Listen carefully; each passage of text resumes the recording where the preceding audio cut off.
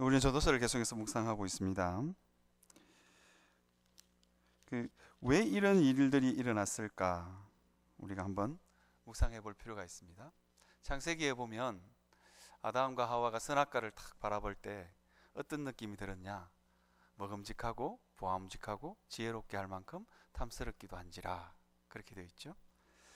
먹음직하고 보암직하고 지혜롭게 할 만큼 탐스럽기도 한 그것을 쫓아 사는 인생들의 모습이 이 전도서에 그대로 드러나 있습니다. 그것을 쫓아 사는 인생들이 어떻게 될까? 그 종말을 전도서가 그대로 보여주고 있습니다.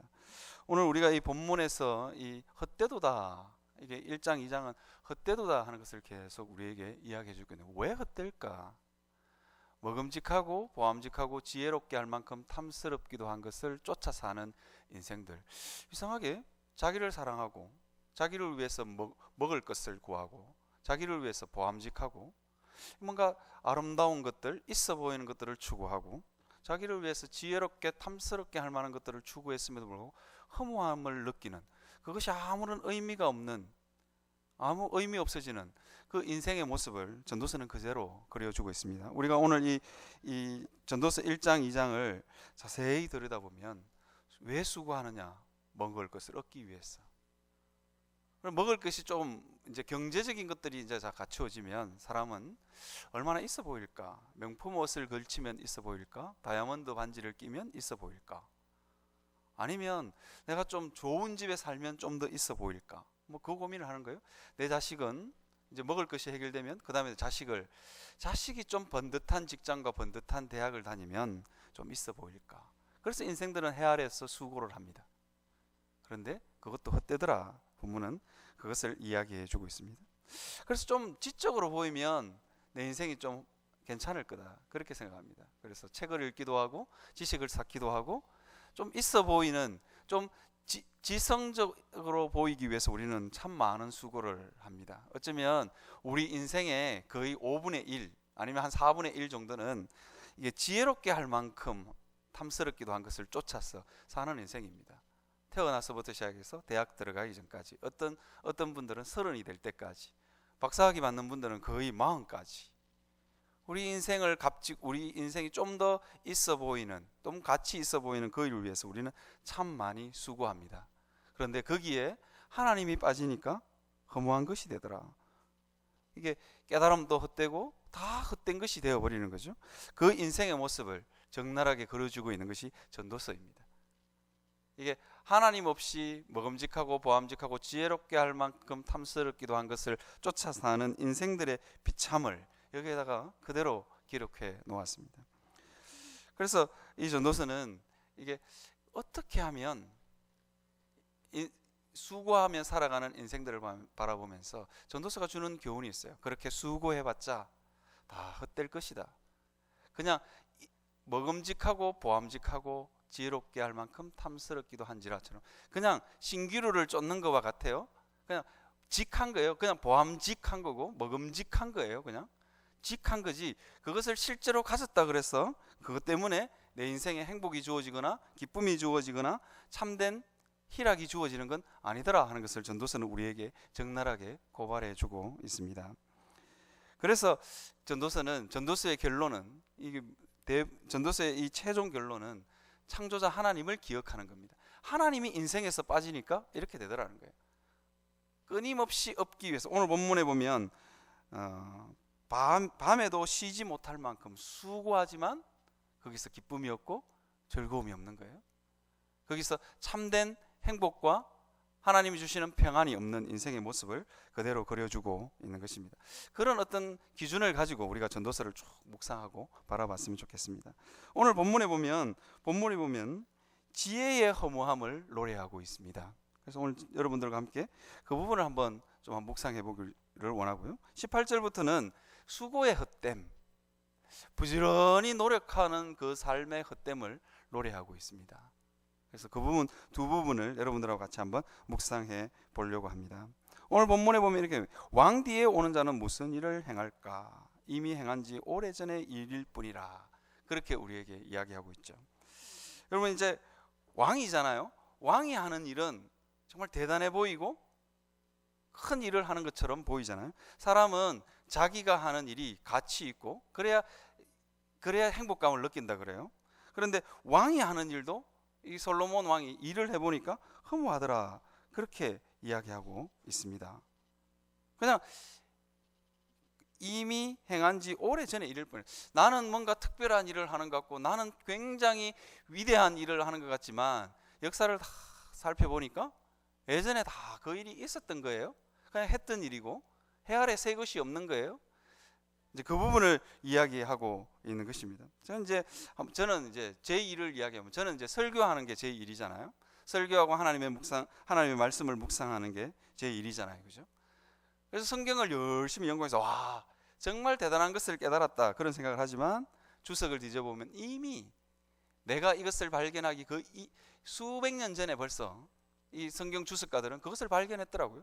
내가 뭔가 탁월한 것을 발견했다 그렇게 생각하지만 이미 다 그 본문을 보면서 그 구절을 보면서 그 성경의 전체적인 맥락을 쫓아서 저보다도 훨씬 더 깊이 깨달았더라고요. 우리가 이 땅에서 행하는 일들이 이와 같습니다. 뭔가 대단해 보이는 일 같지만 그 일도 별 의미가 없더라 그렇게 이야기해주고 있습니다. 여러분 우리는 그 강남이나 이런 곳에 가면 화려한 빌딩들이 있잖아요. 화려하고 아름다운 어리어리한 빌딩들, 높고 화려한 빌딩들 안에 일하는 사람들을 보면 저 사람들은 얼마나 대단할까 그런 생각을 하며 살지요. 그런데 그 사람들의 인생들도 다 뜯어보면 우리랑 사는 게 비슷해요. 저는 얼마 전까지 어리어리한 건물 본사에 근무하는 사람과 살았어요.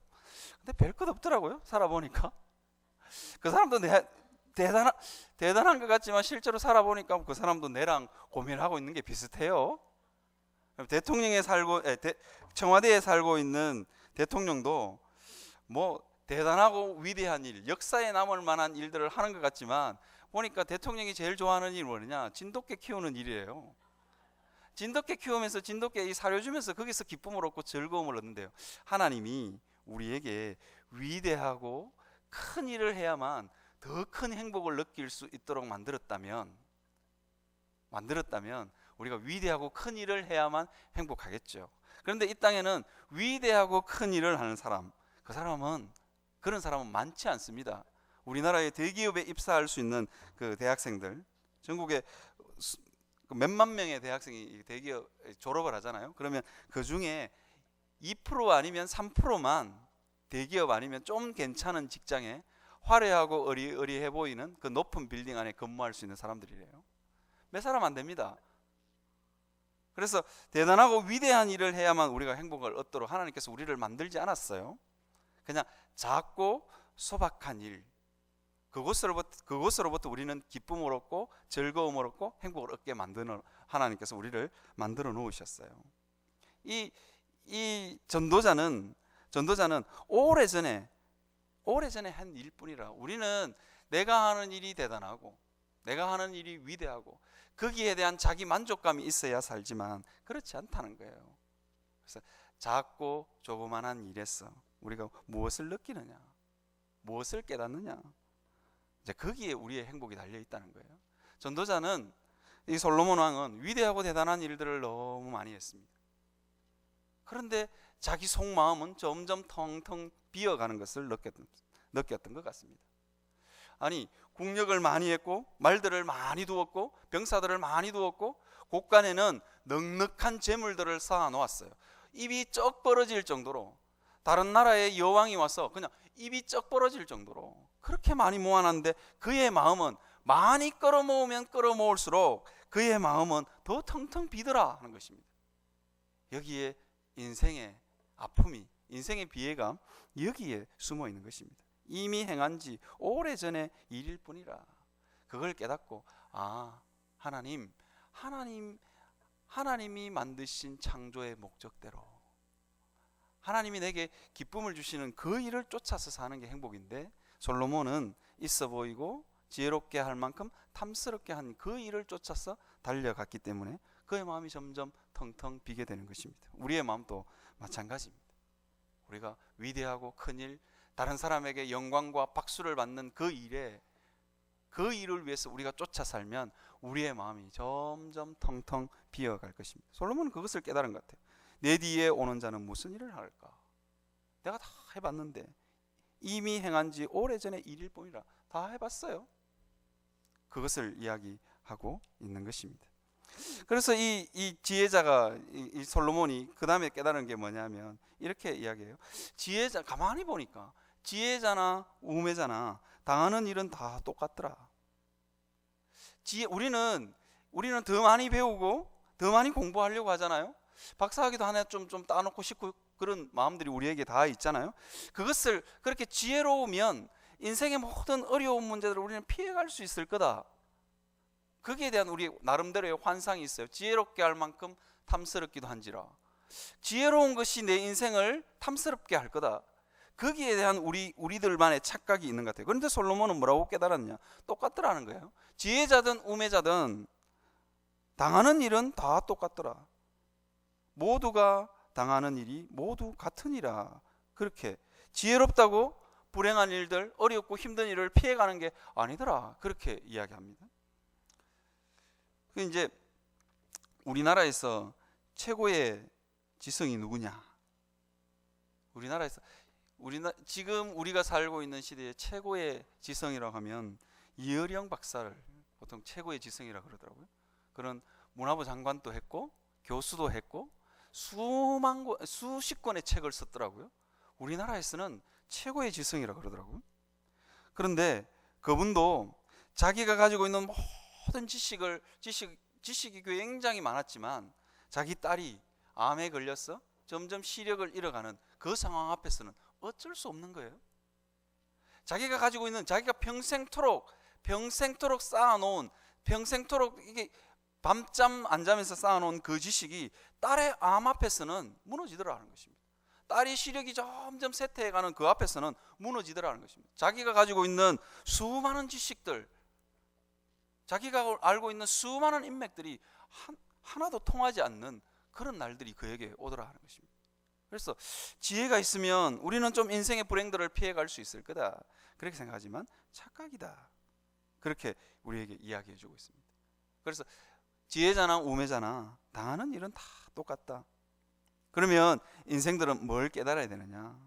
그 인생이 부족하고 연약한 줄 알고 내가 참 하나님의 은혜가 없으면 살 수 없는 존재인지를 깨닫는 것, 그것이 지혜와 지식의 근본입니다. 하나님을 인정하고 하나님을 경외할 줄 아는 것. 나의 모든 기쁨과 즐거움이 어디에서 올까? 하나님께로 온다. 그것을 인정할 수 있는 것이 지혜입니다. 하나님께서 우리에게 생각할 수 있는 지혜, 생각할 수 있는 능력을 주셨어요. 그걸 우리는 지성이라고 합니다. 그것을 통해서 뭘 하느냐? 나의 연약함을, 나의 어리석음을, 나의 완고함을 깨닫는 것이 지혜입니다.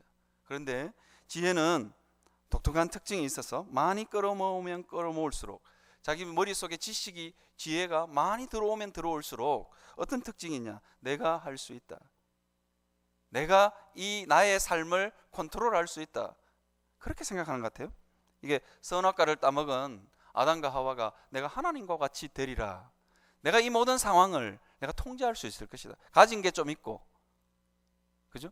그리고 안목이 좀 있으면, 아니면 지혜가 좀 있으면 내가 내 삶을 컨트롤하고 하나님처럼 될 수 있다는 생각, 그 생각에서 빨리 깨우치고 돌아서야 합니다.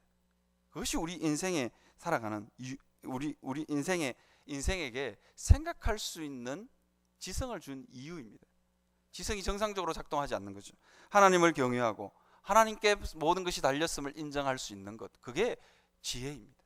솔로몬은 거기서 실패한 것 같아요. 지식을 많이 쌓으면 내가 통제할 수 있을 거다, 그렇게 생각한 것 같아요. 그런데 이 솔로몬이 이렇게 이야기해요. 우매자나 지혜자나 다 똑같이 그 일을 당하더라. 그 정도쯤 되면 이제 통달을 했잖아요. 통달을 했으면 아이고 하나님 이렇게 하고 가야 되는데 그게 잘 안 되는 거예요. 거기서 아이고 하나님 손에 다 달렸군요. 그렇게 인정하고 가야 되는 게 인생인데 그게 안 되는 거예요. 오라 지혜자의 죽음이 우매자의 죽음과 일반이로다. 이 정도 깨달았어요. 그러면 하나님 앞에 납작 엎드려야죠. 근데 그렇게 안 됩니다. 그렇게 안 되고 여전히 그것을 포기하지 못합니다. 더 많은 지식을 쌓아도 끝이 없는 그 지식의 바벨탑을 그는 쌓아가는 것입니다. 그러니까 인생이 어떻게 망가지느냐, 17절에 보면 이렇게 되어 있어요. 그러므로 내가 사는 것을 미워하였노니. 이렇게 되는 거예요. 사는 것을 미워하게 되는 거예요. 그리고는 해 아래서 하는 일이 내게 괴로움이요 모두 다 헛되어 바람을 잡으려는 것 같기 때문이로다. 그렇게 이야기합니다. 이게 솔로몬이 거기서 이게 어느 정도 깨달았으면, 이게 해 아래 별로 새로운 것이 없구나, 위대하고 존귀한 일이 없구나, 그리고 지식이 있다 한들 뭐 그렇게 내가 내 삶을 내 마음대로 컨트롤할 수 없구나, 그걸 깨달았으면 하나님 앞에 바짝 엎드려야 되는데 그게 안 되는 거예요. 근본적으로 인생들은 하나님 앞에서 납작 엎드릴 생각이 없는 거예요. 끊임없이 먹음직하고 보암직하고 지혜롭게 탐스럽게 하는 그것을 쫓아서 사는 거예요. 그래서 하나님 앞에 그것들로 하나님 자리를 대신하려고 하는 거예요. 그러니까 이 마음이 생기는, 내가 사는 것을 미워하였노니, 그렇게 표현합니다. 여러분, 때때로 우리가 요즘 TV를 볼 때마다 한 번씩 무서워요. 여러분, 요즘 그 운전하다가 잘못하면 막 내려서 막 도끼 들고 막 그렇게 살잖아요. 얼마나 사는 것을 미워했으면 저렇게 될까? 이게 분노 조절 장애잖아요. 이게 누구한테, 이게 타인에게 분노하는 것 같지만 사실 그 분노는 자기 마음 안에 사는 것을 미워하는 그 마음이 가득한 거예요. 사는 게 그냥 짜증스럽고 힘든 거예요. 그러니까 그게 그렇게 표현되는 거예요. 누군가가 조금만 내 인생 내 맘대로 해야 되는데, 길 가는 것도 내 맘대로 가야 되고, 건널목에서 가는 것도 내가 가고 싶은데 왜 네가 막냐 이러면서 뭐 차에서 내려서 뭐 도끼를 들고 나오기도 하고, 아니면 네 잘못했다고 나오는데 들이받아 버리더라고요. 이게 뭐냐, 사는 것을 미워하는 인생들의 특징입니다. 우리가 다 안다고 어떻게 그런 일은 하면 안 되잖아요. 그냥 도끼 들고 나왔어, 뭐 차를 내리찍고, 아니면 그냥 차 운전 잘못했다고 컴플레인 하러 내렸는데 그걸로 그냥 화난다고 그냥 사람을 들이받아 가지고, 그렇게 하면 안 되는 거 우리가 알잖아요. 이게 인간의 지혜와 지식의 한계입니다. 알면서도 안 되는 거예요. 그래서 인생이 연약한 겁니다. 그래서 지식을 가진 사람, 지혜를 가진 사람은 정말로 하나님 앞에서 고개를 숙일 줄 아는, 그것이 지혜를 가진 사람의 특징입니다. 그게 안 되면 어떤 일이 벌어지느냐, 이제 사는 것을 미워하고 인생의 허무함을 느끼는, 그냥 될 대로 되라. 인생에, 여러분 차를 몰고 가다가 도끼 들고 내리는 그 사람에게 인생의 미래가 있겠어요? 그냥 될 대로 되는 거예요. 인생이 그냥 순간적인 쾌락과 기쁨을 위해서 그냥 욱하고 올라오는 그 감정에 쫓아서 그냥 사는 거예요. 헛된 인생, 허무함을 느끼는 인생이 이와 같습니다. 그것을 본문은 우리에게 지적해 주고 있습니다. 하나님 앞에서 우리 자신을 한번 정직하게 돌아볼 수 있었으면 좋겠습니다. 나는 내가 가진 지식과 내가 가진 지성으로 하나님 앞에 굴복할 수 있느냐, 하나님 앞에 내 생각을 꺾고, 하나님, 난 참 똑똑한 것 같았는데 나는 내 마음조차도 내 마음대로 할 수 없는 연약한 존재입니다. 그렇게 하나님 앞에 무릎 꿇을 수 있는 우리가 되었으면 좋겠습니다. 그 다음에 두 번째로요, 수고한 것에 대해서 본문은 우리에게 이야기해 주고 있습니다. 수고한 것이 헛되다. 왜 헛되냐? 내가 모든 수고한 것을 내 뒤를 이을 자에게 남겨줬어요. 그런데 그게 내 뒤를 이어받는 사람이 지혜자일지 우매자일지 어떻게 알 수 있느냐? 그리고 그 모든 내가 수고한 인생의 모든 결과를 누가 관리하느냐? 그 사람이 관리하는 거예요. 오늘 부잣집에 아들이 있었는데 제스 오늘 수십억을 모아서 넘겨줬어요. 넘겨줬는데 이 아들이 참 관리를 잘 할 것 같았는데 그냥 사업을 해서 말아먹고 뭐 도박을 해서 말아먹고, 그러면 얼마나 인생이 허무하겠어요? 그 부분을 이야기하고 있는 거예요. 제가 그 어느 세미나를 한번 딱 갔었는데요. 말만 하면 다 아는 한국교회 굉장히 큰 교회 이제 원로 목사님과 담임 목사님, 현직 담임 목사님이 주최하는 세미나였어요. 세미나 정말 한국교회 원로 목사님은 정말 한국교회의 위대한 교회사의 그 업적을 남기신 분이에요. 아마 교회 사가들은 그분의 그 남긴 업적을 위대하다 평가하지 않을까. 한국 교회사에 아주 위대한 큰 큼지막한 일을 해 놓으셨는데 강의를 다 하고 내려왔는데 그 다음 강의 대타가 누구냐? 현직 담임 목사님이에요. 근데 전면적으로 부정을 해버리더라고요. 그거는 그렇게 하면 안 됩니다. 요즘 세상이 어떤 세상인데 그건 7, 80년대나 먹히던 겁니다. 뭐 이렇게 해버리니까 그 강의하고 내려온 원로 목사님 얼굴이 새파랗게 질렸어요. 얼마나 인생이 허무할까. 그리고는 반론을 할 수 있는 기회도 못 가지고 이게 슬슬이 그냥 원로 목사가 되면 퇴장하더라고요. 정말 아니나 다를까 뭐 그 교회가 요즘 한국 교회에 완전히 그냥 그 담임 목사님이 목회하고 있는 교회가 한국 교회 전체를 그냥 완전히 먹칠을 하고 있어요. 그냥 먹칠을. 정말 저분 대단하다 그런 생각했거든요. 어떻게 사람 면전에다가 놔두고 한 평생을 일구어 놓은 한 사람의 그 수고에 대해서 저렇게 그냥 평가절하를 할 수 있을까 그런 생각을 했었습니다. 이게 솔로몬이 그걸 다 깨달은 거예요. 수고했어, 정말 수고했어, 물려줬는데 그게 안 되는 거예요. 아들을 공부시키는데 열심히 공부시켰어. 과외도 시키고 뭐도 시키고 좋은 것 다 시켰는데 아들이 미국 유학 가더라고요. 그래서 안 와. 아들 어디 있냐고 물으면 미국에 있다고 그래요. 그 부모에게 효도를 다 할 줄 아는데 그게 안 되는 거예요. 이게 그래서 우리의 수고도 헛되다 그렇게 이야기하고 있는. 저를 가르쳤던 조직신학 교수님이 그런 이야기를 하더라고요. 칼빈에서 공부를 하셨는데 이분이 그 조직신학 그 교과서 중에 안토니 후쿠마라는 사람이 있어요. 유명한 20세기가 낳은 뭐 최고의 개혁신학자, 조직신학자 뭐 그렇게 표현하는 분이에요. 이분이 그분 밑에서 석사를 하셨대요. 근데 학문의 세계라는 게 어떠냐? 그분의 책을 읽고 그 후학들이 아니면 박사 과정에 있는 분들이 이게 토론을 하는 거예요. 토론을 하는데 이 후쿠마라는 위대한 학자지만 선생님임에도 불구하고 그걸 막 적나라하게 그냥 비판을 한 거예요. 학자가 이게 적나라하게 비판하니까 그냥 허허 웃고 말아야 웃고 수업 시간에 그냥 그럴 수 있지 뭐 그러고 왔는데 수업 마치고는 도서관 앞에 앉아서 이렇게 쪼그리고 앉아 있더래요. 그게 인생이에요. 자기가 정말 평생을 수고했어. 남긴 학문의 업적에 대해서 누군가가 자기도 이런 비판을 받겠구나 하는 걸 알고 있었음에도 불구하고 누군가가 그렇게 비판하면 인생이 한없이 쪼그라들고 실망하는 거예요. 그래서 오늘 본문은 이렇게 이야기합니다. 그러므로 내가 헤아려서 한 모든 수고에 대하여 내가 내 마음에 실망하였도다. 그렇게 표현하고 있는 것입니다.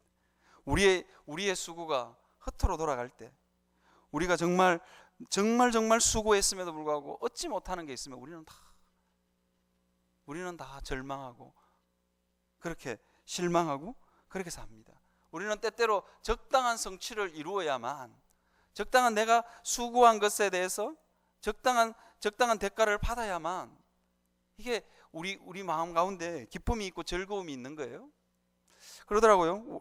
월급쟁이 하는 그 셀러리맨들이 그러더라고요. 정말 한 달에도 12번씩 하루에 한 번씩 거의 회사를 때려치우고 싶은 그 유혹이 있는데 언제 그 마음이 싹 녹아내리냐? 월급 받는 날이라고 그러더라고요. 월급 탁 받으면 그 아픈 그 쓰라린 마음들이 내일 그만둔다 이 마음들이 싹 내려간대요. 이게 인생이에요. 내가 수고한 것에 대해서 대가를 얻을 수 있는 것. 그래서 성경에 보면 수고한 만큼 먹을 수 있는 것. 그게 인생들이 누릴 수 있는 복입니다. 그런데 인생들은 그게 안 되더라는 거예요.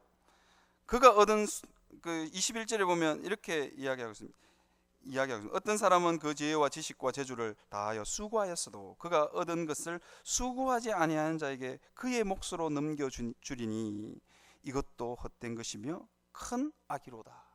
이게 얼마나 사람들에게 절망감을 안겨줍니까? 그것을 이야기하고 있는 거예요. 여러분, 우리가 인생을 살면서 수고한 만큼 다 얻을 수 있느냐? 그렇지 않다는 거예요. 우리가 땅을 깊이 판다고 해서 땅속의 보물을 발견할 수 있는 건 아닙니다. 아무리 우리가 땅을 깊이 판다고 할지라도 보물이 여기 있는데 이쪽으로 땅을 아무리 깊이 파고 내려가면 이 보물을 찾을 수 없는 거예요. 그냥 땀 흘리고 수고할 뿐입니다. 그것을 우리는 속된 말로 삽질이라고 합니다. 얼마나 비참하겠어요. 저는 군대를 안 갔다 왔지만 군대 갔다 오신 분들이 그러더라고요. 그걸 삽질이라고 그러는데요. 그 위에 뭐 대장인가 뭐 소대장인가 잘 모르겠지만 높은 계급의 그 직급에 있는 분이 땅굴 참호를 파 그래놓고 하루 종일 더운 여름에 팠는데 다 파고 나니까 다시 묻어 그런데요. 얼마나 비참하겠어요. 다 팠는데 다시 묻어 이러니까 그때는 제 군에 갔다 온 우리 동기들이 그러더라고요. 꽃갱이로 자기 상관을 찍고 싶다고. 이게 수고한 만큼 다 얻을 수 없는 거죠. 그래서 우리 인생에 이 수고한 만큼 어떻게 하면 얻을 수 있는가? 여러분, 우리 인생에서 무의미하고 희망 없는 노동만큼 우리를 절망하게 하는 게 없습니다. 요즘 청년들 그렇잖아요. 부지런히 공부했는데 직장이 없어. 이게 절망이죠. 수고한 만큼, 내가 수고한 만큼 먹게 하는 것, 그게 누구의 손에 달려있냐? 하나님 손에 달려있는 것입니다. 사람이 먹고 마시며 수고하는 것보다 그의 마음을 더 기쁘게 하는 것은 없나니 내가 22사절입니다. 내가 이것도 본즉 하나님의 손에 나오는 것이로다. 하나님의 손에서 나오는 거예요. 우리가 인생을 살면서 깊이 절망하지 않는 이유, 깊이 실망하지 않는 이유가 어디 있느냐? 하나님이 계시기 때문입니다. 하나님이 내 수고에 대해서 열매 맺게 하시는 겁니다. 우리가 이 땅에 곡식을 씨앗을 뿌리거나 나무를 심거나 그러면 우리는 어떻게 열매가 맺히는지 잘 모르잖아요. 우리는 그냥 나무를 심었을 뿐이에요. 그런데 거기에 나무가 그 열매가 맺히더라고요. 제가 서울에 올라오기 전에 텃밭을 한번 한 적이 있는데요. 토마토 모종을 거기다가 심어 놓았는데 게을러서 못 갔어요. 게을러서 못 갔는데 여름에 한번 가니까 빨간 토마토가 열렸어요. 우리는 그 열매가 어떻게 열렸는지 잘 모르겠어요. 잘 모르죠. 우리가 열매를 만들어 붙인 것 아니잖아요. 그 열매에게 어떤 영양분이 필요할까 뭐 그런 거 우리는 계산하지 않잖아요. 누가 하느냐? 하나님의 손으로 우리의 수고의 대가로 열매를 허락하시는 겁니다. 인생이 그런 겁니다. 그 열매 맺게 하시는 하나님, 내 수고에 대해서 거두게 하시고 내 수고에 대해서 기쁨을 맛보게 하시는 분이 있다라는 것을 우리가 인정하지 못하면 우리는 허무함에 빠지게 됩니다. 모든 것이 헛되는데 어쩌라고, 어째 살라고 사는 방법이 있습니다. 그게 뭐냐면 하나님을 기억하는 것입니다. 허무한 인생이지만 하나님이 내 인생 가운데 찾아오면 그 험한 인생이 바뀐다. 그것을 우리가 고백하는 것입니다. 그래서 전도서의 최종 결론이 뭐냐? 창조자를 기억하는 겁니다. 창조자를 기억할 수 있는 믿음이 있으면 우리의 허물을 극복할 수 있습니다. 솔로몬은 창조자를 기억하는 이 믿음에서 자기 인생 전체를 바라보면서 창조자가 없을 때 자기 인생 가운데 허무함이, 배움도 허무하고 지식도 허무하고 수고도 허무하고 가진 것도 허무하고 먹어도 허무하고 다 허무한 거예요. 그것을 그는 뭐라고 우리에게 경고하고 있냐? 허무한 인생들의 모습을 우리에게 보여주면서 하나님을 기억해라. 그 이야기를 우리에게 해주고 있는 것입니다. 그 하나님 앞에 우리가 정직하게 창조자를 기억할 줄 아는 그 믿음을 가지고 나아가시는 여러분들이 되시기를 바랍니다. 이 시간